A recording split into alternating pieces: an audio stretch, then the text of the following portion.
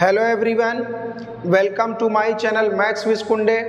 हम लोग ordinary differential equation का कोर्स स्टार्ट कर दिए थे और इसके पीछे के कई क्लासेस में हम लोगों ने बहुत सारी चीज़ें पढ़ी और उसमें हम लोग पढ़ते पढ़ते सेपरेशन ऑफ वेरिएबल्स या जिसको वेरिएबल सेपरेबल डिफरेंशियल इक्वेशंस कहते हैं उस पर हम लोग आ पहुँचे हैं। और अगर आप लोगों ने पूरा स्टार्टिंग से नहीं पढ़ा है तो एक प्लेलिस्ट है ऑर्डिनरी डिफरेंशियल इक्वेशंस के नाम से प्लेलिस्ट है, उसमें आप स्टार्टिंग से पूरा कोर्स पढ़ सकते हैं।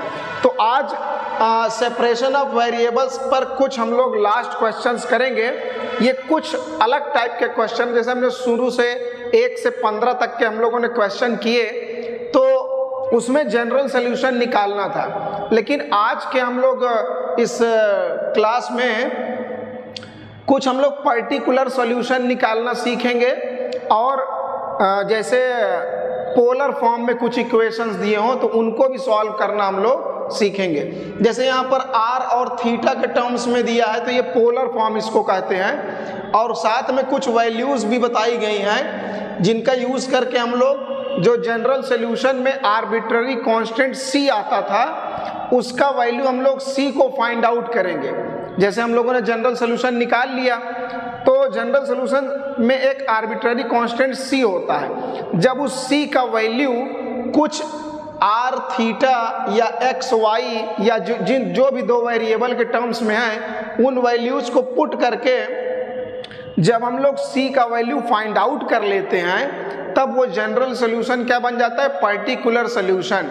मतलब c का वैल्यू पता लगा लिया तो वो पर्टिकुलर सॉल्यूशन बन गया। तो आज हम लोग कुछ यही करेंगे। इसमें हम लोगों ने दो आज पोलर फॉर्म वाले क्वेश्चन रख रखे हैं और साथ में पर्टिकुलर सॉल्यूशन निकालना भी हम लोग सीखेंगे। तो बिल्कुल हम लोग तुरंत शुरू करते हैं क्वेश्चन नंबर 16 से। जैसा कि ये वेरिएबल सेपरेबल वाला टॉपिक है तो यहाँ हमारे पास दो वेरिएबल है r और थीटा। इसमें a जो है वो कोई कांस्टेंट है, तो हम लोग सबसे पहले वेरिएबल्स को यहाँ पर सेपरेट करेंगे। वेरिएबल को यहाँ पर सेपरेट किया जाएगा और इनिशियल कंडीशन का यूज़ करके हम पर्टिकुलर सॉल्यूशन निकालेंगे। तो हम लोग d के साथ r है तो dr के साथ r वाले इकट्ठा कर लेंगे हम लोग। तो ये वाला r हमें यहाँ पर दिख रहा है, ये r क्यूब है, r क्यूब। तो r क्यूब आ जाएगा इधर अपॉन में और उधर साइन थीटा डी थीटा हो जाएगा r क्यूब। तो बस dr के साथ r वाले को हमने अलग कर लिया और d थीटा के साथ थीटा वाला। जब वेरिएबल सेपरेट हो जाते हैं तो बस इसको तुरंत इंटीग्रेट कर देना है और काम हो गया। बस इसको कैसे इंटीग्रेट करेंगे, इसको हम अलग अलग इसमें डिवाइड कर दें। r स्क्वायर के अपॉन में r क्यूब हम अलग अलग डिवाइड कर ले रहे हैं। तो थोड़ा सा इसको और सिंप्लीफाई कर लिया जाए, उसके बाद करते हैं। तो यहाँ पर तो 2a हमारा कांस्टेंट की तरह पड़ा रहेगा, 1/r क्यूब इसी का इंटीग्रेशन हमें करना है। और जब इसको हम लोग सिंप्लीफाई करेंगे तो 1/r आ जाएगा, dr is equal to sine theta d theta. अब इसको हम इंटीग्रेट करेंगे तो 2a स्क्वायर कांस्टेंट है वैसे ही रहेगा। 1/r क्यूब का इंटीग्रेशन क्या होगा, 1/r क्यूब को r का पावर -3 लिख सकते हैं। इंटीग्रेट करेंगे तो -3 + 1 और अपॉन में -3 + 1 मतलब r का पावर -2 अपॉन -2। तो कुल मिलाकर ये माइनस का 1/2r स्क्वायर ऐसा बन जाएगा। r की पावर -2 नीचे जाएगा तो 1/r का पावर 2। तो इसका इंटीग्रेशन ओवरऑल आ गया माइनस का 1/2r स्क्वायर। और 1/r का इंटीग्रेशन क्या होगा, log ऑफ r। log का वैल्यू हम लोग मॉडुलस में रखेंगे क्योंकि log नेगेटिव वैल्यूज के लिए डिफाइन नहीं है। साइन थीटा का इंटीग्रेशन हो जाएगा माइनस कॉस थीटा और प्लस एक आर्बिट्ररी कांस्टेंट आ जाएगा यहाँ पर c क्या है, आर्बिट्ररी कांस्टेंट है। तो यहाँ से 2 से 2 कैंसिल हो गया, -a² upon r² minus log mod R is equal to minus cos theta plus C. तो ये हमारा जनरल सोल्यूशन आ गया। अगर जनरल सोल्यूशन बोलेगा तो यहीं पर छोड़ देंगे, थोड़ा चाहे तो सिंप्लीफाई भी कर सकते हैं। तो ये जनरल सोल्यूशन आ गया, लेकिन हम लोगों से यहाँ पर कुछ कंडीशन दिया हुआ है कि r का वैल्यू a पुट करना है, a ग्रेटर देन 0 है, मतलब a कोई पॉजिटिव नंबर है। तो कह रहा है जब r का वैल्यू a है और थीटा का वैल्यू 0 है तब, तो भाई ठीक है, जनरल सोल्यूशन तो आ ही गया, कोई दिक्कत नहीं है। लेकिन r और थीटा का वैल्यू यहाँ पर सब्स्टिट्यूट करके हम c का वैल्यू निकाल लेंगे। जब c पता चल जाएगा तब वो क्या बन जाएगा, पर्टिकुलर सोल्यूशन बन जाएगा। तो ये जनरल सोल्यूशन यहाँ पर आ गया, चाहे तो और सिंप्लीफाई करके लिख सकते हैं। तो हम लोग यहाँ पर पुट करेंगे, putting r is equal to a and theta is equal to 0। r की जगह a और थीटा की जगह 0 पुट करेंगे इक्वेशन 1 में। तो हम लोग r की जगह पर यहाँ a पुट कर दे रहे हैं। तो जब यहाँ पर a पुट करेंगे तो ये भी a स्क्वायर बन जाएगा और माइनस का लॉग ऑफ r की जगह यहाँ भी a रख देंगे और यहाँ पर लिखेंगे cos ऑफ 0। तो जब यहाँ लिखेंगे 0 तो cos 0 का वैल्यू क्या हो जाएगा, 1 प्लस c। तो ये कैंसिल हो गया, तो -1 और माइनस लॉग मॉड a और is equal to -1 plus c। तो इधर -1 और -1 कैंसिल हो जाएगा, तो माइनस का log of a is equal to c। यहाँ मॉड लगाने की जरूरत नहीं है, क्योंकि यहाँ पहले से ही बताया है कि a ग्रेटर देन 0, मतलब a पॉजिटिव है। अब अगर a पॉजिटिव है तो फिर मॉड लगाने से कोई मतलब नहीं है, क्योंकि जब a निगेटिव होता तब हम मॉड लगाकर उसको पॉजिटिव बनाते। लेकिन यहाँ पहले से क्लियर बताया है कि a पॉजिटिव है, तो पॉजिटिव है तो लॉग डिफाइन होगा ही। तो c is equal to minus log of a आ गया। ये हमने c का वैल्यू फाइंड आउट कर लिया। अब इसको उठाकर हम इक्वेशन 1 में रख देंगे, so that particular solution is given by. तो पर्टिकुलर सॉल्यूशन क्या होगा, यहाँ हम वैल्यूज को सब्स्टिट्यूट करेंगे। Minus log of mod r is equal to minus cos theta and c की जगह यहाँ पुट करेंगे माइनस का लॉग ऑफ a। अब हम लॉग वालों को चाहे तो एक साथ कंबाइन कर सकते हैं। हम लोग यहाँ से माइनस कॉमन लेके कैंसिल कर दें। अगर हम यहाँ से माइनस कॉमन ले लें तो ये और बढ़िया सुंदर बन जाएगा, और इधर से भी हम माइनस कॉमन ले रहे हैं, तो cos theta plus log of a ये कैंसिल हो गया। तो अब थोड़ा इसकी सुंदरता बढ़ जाएगी निगेटिव हटा देने से, ये हो गया। अब क्या करना है, हम लॉग वाले इकट्ठा कर लेंगे, तो ये हो जाएगा हमारा a square upon r square plus log mod r।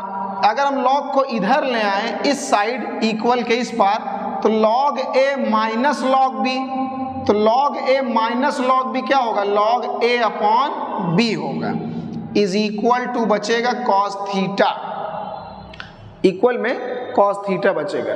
तो हम यहाँ पर क्या काम करते हैं, r स्क्वायर से पूरे में मल्टीप्लाई कर दें या एलसीएम ले लें, एक ही बात है, तो थोड़ा सा और अच्छा बन जाए।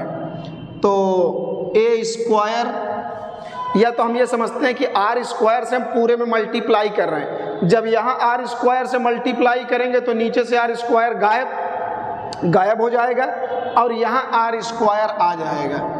r square log of mod r upon a, और r स्क्वायर यहाँ भी मल्टीप्लाई करेंगे तो r square cos of theta, तो r square log of mod r by a, ये है mod r by a is equal to r square cos theta और minus का a स्क्वायर।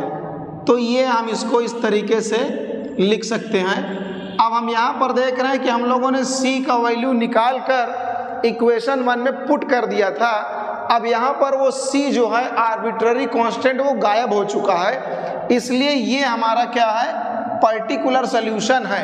ये पर्टिकुलर है क्योंकि c का वैल्यू यहाँ पता लगाया जा चुका है, और ये जब तक c का वैल्यू नहीं पता होता तब तक ये क्या होता है, जनरल सॉल्यूशन। तो ये जनरल सॉल्यूशन है और ये पर्टिकुलर सॉल्यूशन हमारा है। उसके बाद हमारा 17th क्वेश्चन है, ये भी 16th वाले का भाई है बिल्कुल, क्योंकि ये भी पोलर फॉर्म में r और थीटा के टर्म्स में, ये भी r और थीटा के टर्म्स में है पोलर फॉर्म में। तो कोई दिक्कत नहीं है, चाहे x और y लिखा हो, चाहे r और थीटा लिखा हो, बस हमें वेरिएबल को सेपरेट करना है, ये ध्यान देना है हम लोगों को। बस वेरिएबल सेपरेट हो गए तो बस मामला फिट हो जाएगा। हाँ, तो हम लोग सबसे पहले इसमें इसको अंदर मल्टीप्लाई कर लेते हैं, तो बन जाएगा AR sine theta d theta, फिर अंदर जाएगा माइनस का A cos theta d are.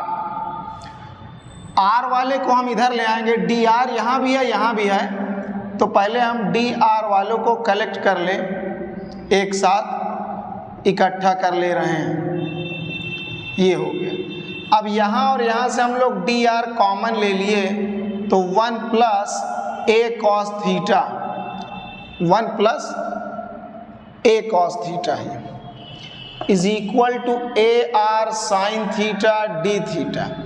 अब डी आर के साथ हमें आर वाला और डी थीटा के साथ थीटा वाला अलग करना है, तो हम लोग डी आर के अपॉन में इस वाले आर को नीचे लाएंगे, ये हो गया। और इधर क्या बचा, ए साइन थीटा डी थीटा, उसके अपॉन में ये पूरा ब्रैकेट आ जाएगा, ये बस। अब वेरिएबल सेपरेट हो गए, डी आर के साथ आर वाला फंक्शन और डी थीटा के साथ थीटा वाला, वेरिएबल सेपरेट हो गया, तो बस तुरंत तत्काल इसको हम लोग इंटीग्रेट कर देंगे।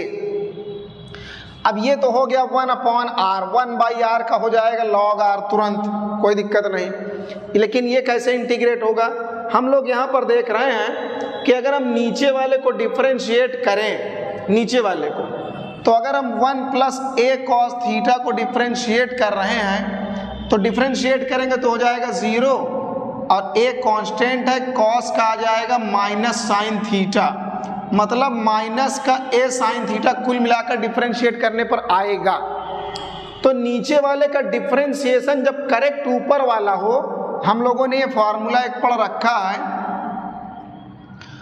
अगर नीचे एफ ऑफ एक्स कोई फंक्शन लिखा है और ऊपर उसका डेरिवेटिव है एफ प्राइम एक्स, मतलब इसका डेरिवेटिव है, तब इसका इंटीग्रेशन क्या होता है, लॉग ऑफ न्यूमरेटर, सीधा। अगर नीचे वाले का डिफरेंशिएशन करने पर ऊपर वाला आ रहा है तो इंटीग्रेशन क्या होगा, लॉग के अंदर ये नीचे वाला, मतलब लॉग ऑफ डेनोमिनेटर, तुरंत आंसर आ गया। तो हम लोग यहाँ देख रहे हैं नीचे वाले को डिफरेंशिएट करने पर ए साइन थीटा आ रहा है, लेकिन साथ में माइनस भी आ रहा है, तो कोई बात नहीं, हम लोग जुगाड़ बना लेंगे। एक माइनस बाहर हमने लगा दिया और एक माइनस ये अंदर, मल्टीप्लाई। जब ये माइनस बाहर आएगा तो माइनस माइनस क्या बन जाएगा, प्लस बन जाएगा। हम इसको ऐसे लिख दे रहे हैं, ऐसा लिखने से क्या फायदा होगा, अब नीचे वाले का डिफरेंशिएशन बिल्कुल करेक्ट ऊपर वाला आ रहा है, अब आराम है। 1 अपॉन आर का डिफरेंस इंटीग्रेशन करेंगे तो लॉग मॉड आर आएगा, ये माइनस बाहर वाला तो बाहर पड़ा रहेगा। अब नीचे वाले का डिफरेंशिएशन ऊपर वाला है, तो लॉग ऑफ क्या होगा, लॉग ऑफ डेनोमिनेटर, मतलब नीचे वाले का डिफरेंशिएशन जब ऊपर वाला आए तो लॉग के अंदर सीधा नीचे वाला लिख देना चाहिए, प्लस। अब हम लोगों ने क्या पढ़ा है, अगर इंटीग्रेशन में सारे टर्म्स लॉग में हैं तो कांस्टेंट को भी हमें लॉग में ले लेना चाहिए, तो हमने कांस्टेंट को भी लॉग में ले लिया। अब कोई दिक्कत नहीं, ये इधर आ जाएगा, जब ये इधर आएगा तो प्लस में हो जाएगा log of 1 plus a cos theta is equal to log of c। अब ये log a है और ये log b है, तो log a plus log b तो बन जाएगा log a इंटू b। ये पूरा log के अंदर आ गया। अब दोनों साइड से log के अंदर की वैल्यूज को जब कंपेयर करेंगे या एंटी log लेंगे तो मतलब ये दोनों वैल्यूज आपस में इक्वल हो जाएंगी या log कैंसिल हो गया, ऐसे समझ लें। तो जब अच्छा, अब मॉड को हम लोग हटा देंगे, जब log के अंदर रहेगा तभी तक मॉडुलस लिखना है, क्योंकि log को पॉजिटिव वैल्यू ही चाहिए, नेगेटिव वैल्यू उसके लिए डिफाइन नहीं है। तो log हटाने पर r को हम लोग एज इट इज लिख देते हैं, मॉड नहीं लगाया जाता है। तो इज इक्वल टू c। तो ये हमारा इसका रिक्वायर्ड जनरल सोल्यूशन है, क्योंकि यहाँ पर c का वैल्यू हमें पता नहीं है। अगर यहाँ पर इसी तरह कुछ इनिशियल कंडीशन दे दे r और थीटा का, तो हम यहाँ पर r और थीटा पुट करके c का वैल्यू निकाल लेंगे, तब वो बन जाएगा पर्टिकुलर सोल्यूशन। तो ये इसका हमारा जनरल सोल्यूशन आ गया। उसके बाद हमारा क्वेश्चन नंबर 18 है। इसमें भी पर्टिकुलर सोल्यूशन निकालना है, क्योंकि यहाँ पर कुछ ये वैल्यूज़ दी हैं, इनका यूज़ करके हम c का वैल्यू निकालेंगे।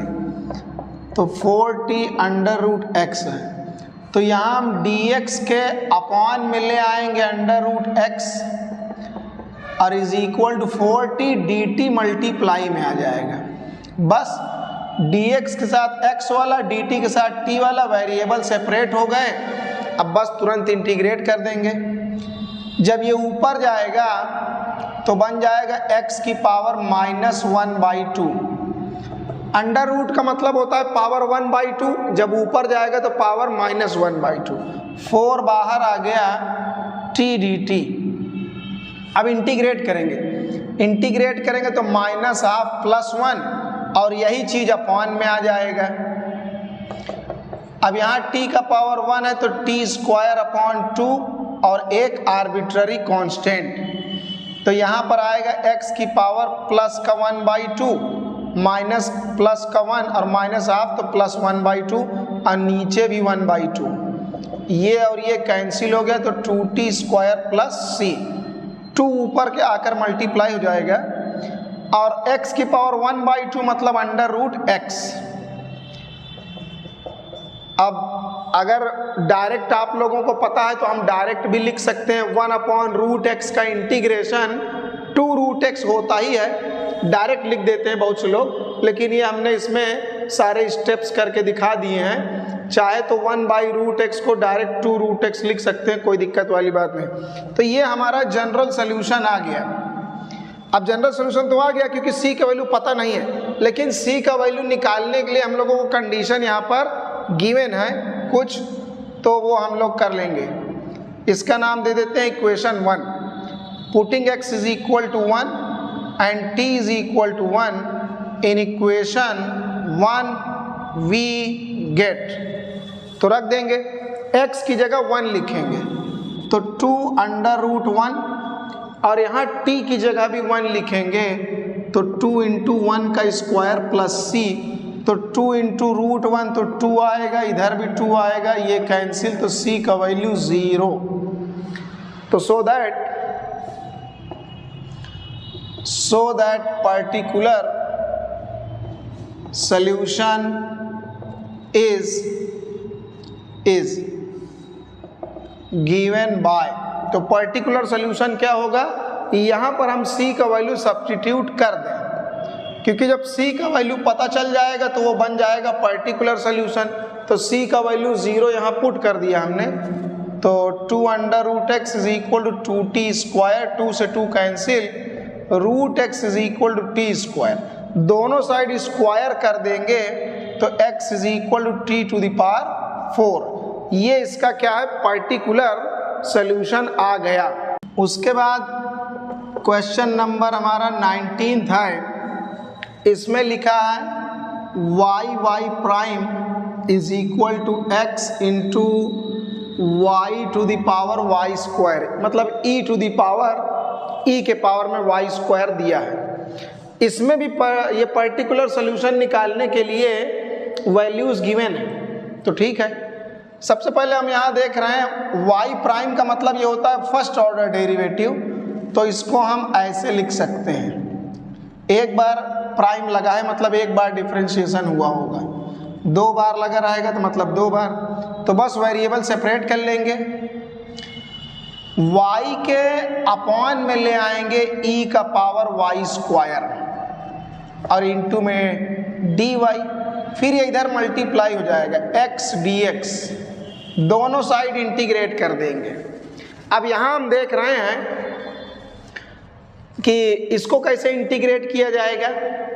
अगर हम y स्क्वायर की जगह कुछ लेट करें t, तो डिफ्रेंशिएट करने पर आएगा 2y, तो हम लोग यहाँ पर लेट कर लें y square is equal to t और इसको डिफ्रेंशिएट कर दें विद रिस्पेक्ट टू टी, जो नया वेरिएबल है उसके रिस्पेक्ट में डिफ्रेंशिएशन होगा, तो ये बनेगा 2y, फिर y को डिफ्रेंशिएट करेंगे t के रिस्पेक्ट में तो dy बाई डी टी, और इधर t को t के रिस्पेक्ट में किया जाएगा, तो जब t को t के रिस्पेक्ट में करेंगे तो आएगा 1, तो ये हो जाएगा 2y dy और dt इस साइड। तो हमने यहाँ पर देखा कि हमारा y dy का वैल्यू आ जा रहा है dt अपॉन 2, सो दैट ये हम सब्स्टिट्यूशन करेंगे, हम लोग y और dy, यहाँ पर लिखा है y dy, इसको हटाकर वहाँ लिखेंगे dt अपॉन 2, ये हमने लिख दिया dt अपॉन 2, y dy को हटाकर लिख दिया। अब यहाँ पर e का पावर y स्क्वायर की वैल्यू क्या हमने अज्यूम किया था t, और इस साइड जो लिखा है वो अपनी जगह वैसे ही लिखा है, 2 कांस्टेंट है बाहर आ जाएगा और ये ऊपर जाएगा तो e का power minus T D T, बस अब आराम हो गया। अब इंटीग्रेट कर देंगे e की पावर माइनस टी का इंटीग्रेशन e का पावर माइनस टी, लेकिन t का कोई कोफिशिएंट है -1, तो जो कोफिशिएंट होता है वो इंटीग्रेट करने पर डिवाइड में आ जाता है, तो t का कोफिशिएंट कौन है -1, उसके मल्टीप्लाई में तो वो अपॉन में आ जाएगा, और इधर x स्क्वायर अपॉन 2 और c एक आर्बिट्ररी कांस्टेंट है, तो ये प्लस माइनस यहाँ माइनस का लिख देंगे, e का पावर माइनस टी और नीचे 2 × 2, ये बन गया। ये आ गया जनरल सोल्यूशन, आ गया जनरल सोल्यूशन आ गया, ये है इस इक्वेशन में। लेकिन यहाँ पर कुछ कह रहा है कि y का वैल्यू 0 और x का वैल्यू 1 पुट करना है, तो इसको पुट करके हम c निकाल लेंगे, जिससे हमारा पर्टिकुलर सोल्यूशन पता चल जाएगा। Putting y is equal to 0 and x is equal to 1 we get, रख देंगे। हम लोग यहाँ पर पहले t का वैल्यू क्या था, t की जगह हम लोगों ने अज्यूम किया था y स्क्वायर, तो यहाँ t की ओरिजिनल वैल्यू हम लोग रख दे रहे हैं, t की वैल्यू y स्क्वायर रख दिया हमने। अब वैल्यू पुट करें तो यहाँ पर 0 रखेंगे, अब e का y की जगह 0, तो 0 का स्क्वायर 0, तो मतलब e का पावर कुल मिलाकर 0 बनेगा, और x की जगह पर यहाँ 1, तो 1 का स्क्वायर अपॉन 2, e का पावर 0 मतलब क्या आएगा 1 आएगा, और ये जो हाफ है इसको इधर ले आएंगे तो -½ तो c का वैल्यू हमारा बन जाएगा -½ और -½ तो आ जाएगा -1, तो c का वैल्यू आ गया -1। अब c का वैल्यू -1 उठाकर इक्वेशन 1 में पुट कर दें तो ये आ जाए इसका पर्टिकुलर सॉल्यूशन, तो आ जाएगा -1, c की जगह -1 हम लोगों ने यहाँ पुट कर दिया। अब थोड़ा सा इसको और बढ़िया सुंदर बना लेते हैं, सिंप्लीफाई कर लेते हैं। जैसे इसको हम अगर नीचे लाएं तो e का पावर y स्क्वायर पॉजिटिव हो जाएगा और एक्स स्क्वायर अपॉन 2 माइनस 1। पूरे में 2 का मल्टीप्लाई कर दें तो 2 गायब हो जाए। 2 का मल्टीप्लाई जब यहाँ करेंगे तो नीचे से 2 कैंसिल हो जाएगा, और जब यहाँ 2 का मल्टीप्लाई करेंगे तो यहाँ से भी 2 कैंसिल और यहाँ 2 पहुँच जाएगा। ये हो गया। अब हम इसको इधर मल्टीप्लाई कर देंगे तो e to the power y square x square minus 2। तो थोड़ा सा और चाहे अच्छे तरीके से लिखना चाहें तो ये हो गया, इक्वल में -1 लिख दें या तो इसको उस पार लेकर चले जाएं तो +1 इक्वल टू 0। ये हमारा रिक्वायर्ड पर्टिकुलर सॉल्यूशन होगा। ये लास्ट क्वेश्चन है, इसमें तो x और y की वैल्यूज़ को यूज़ करके हम लोग पर्टिकुलर सॉल्यूशन निकाल लेंगे, लेकिन थोड़ा सा यहाँ पर और चमत्कार दिखाने की कोशिश की गई है। तो जब पर्टिकुलर सॉल्यूशन निकल आएगा तो कह रहा है फाइंड y निकालिए जब x का वैल्यू -1 है। तो कोई बात नहीं, जैसे हम लोगों ने इसके पहले किया है कि पहले हम जनरल सॉल्यूशन निकालेंगे, x और y का वैल्यू पुट करके पर्टिकुलर सॉल्यूशन निकाल लेंगे। बस जब पर्टिकुलर सॉल्यूशन निकल आएगा तो उसमें x की जगह -1 पुट कर देंगे और y का वैल्यू हमारा तुरंत निकल आएगा।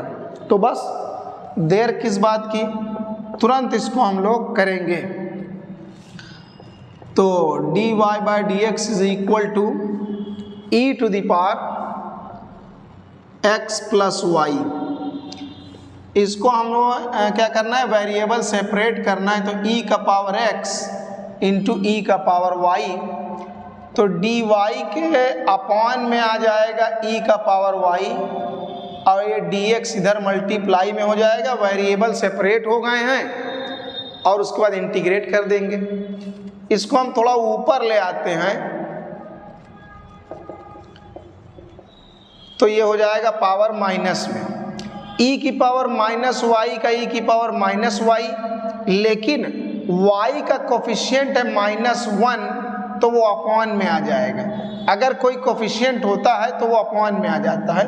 तो e का पावर x और प्लस एक आर्बिट्ररी कांस्टेंट, ये माइनस को हम ऊपर लगा देंगे तो ये हमारा बन गया जनरल सॉल्यूशन। क्या हो गया, जनरल सॉल्यूशन। लेकिन हम x और y का वैल्यू अगर पुट करके c निकाल लें तो वो हमारा बन जाएगा particular solution. Putting x is equal to 1 and y is equal to 1, इसका नाम इक्वेशन 1 दे रहे हैं। इन इक्वेशन 1 वी गेट, रख देते हैं। तो यहाँ पर y की जगह हमने रख दिया -1 और x की जगह 1 लिख देना है इक्वल टू c। तो ये इधर आ जाएगा इस साइड, तो c का वैल्यू आ गया -e का पावर -1 और ये भी उधर जाएगा तो माइनस का e की पावर 1 मतलब e उस साइड जाएगा तो -1। तो ये हम लोगों ने c का वैल्यू निकाल लिया है। अब ये c का वैल्यू यहाँ उठाकर सब्स्टिट्यूट कर देंगे तो सो दैट पर्टिकुलर सॉल्यूशन इज, तो पर्टिकुलर सॉल्यूशन क्या हो जाएगा, c की वैल्यू यहाँ पुट करेंगे माइनस का e का पावर -1 और माइनस का e, तो ये हमारा पर्टिकुलर सॉल्यूशन है। ये पर्टिकुलर सॉल्यूशन है। अब इसको चाहे इधर लाकर हम लोग पुट कर सकते हैं, अपने हिसाब से इसको आगे पीछे करके अरेंज कर सकते हैं और इसकी सुंदरता बढ़ जाएगी। इधर उधर कर देने से अपने हिसाब से अरेंज कर लेंगे। अभी हमें करना क्या है, फाइंड करना है y जब x की वैल्यू -1 हो। तो कोई दिक्कत नहीं, x की जगह -1 पुट करेंगे और y का वैल्यू फाइंड आउट करेंगे। बस यही इसमें एक अलग चीज़ पूछ लिया है बस। तो putting x is equal to -1 put कर देंगे तो यहाँ x की जगह पर -1, तो बस ये और ये सेम हो गया तो कैंसिल हो जाएगा। माइनस का ई, माइनस से माइनस कैंसिल हो गया, तो यहाँ पर ई बचा, तो ई का पावर यहाँ क्या है 1, तो जब बेस सेम है दोनों का तो पावर कंपेयर करेंगे, minus y is equal to 1, तो y का वैल्यू फाइनली माइनस का 1 आ जाएगा। तो आज हम लोगों ने ये सेपरेशन ऑफ वेरिएबल को हम लोगों ने कंप्लीट कर लिया है। इस पर हम लोगों ने हर वैरायटी के क्वेश्चन कर लिए हैं। अब इसके आगे वाली क्लास में हम लोग होमोजीनियस टाइप के क्वेश्चन पढ़ेंगे, या इसमें के और वैरायटी के क्वेश्चन कुछ बचे होंगे तो वो भी हम लोग देख लेंगे।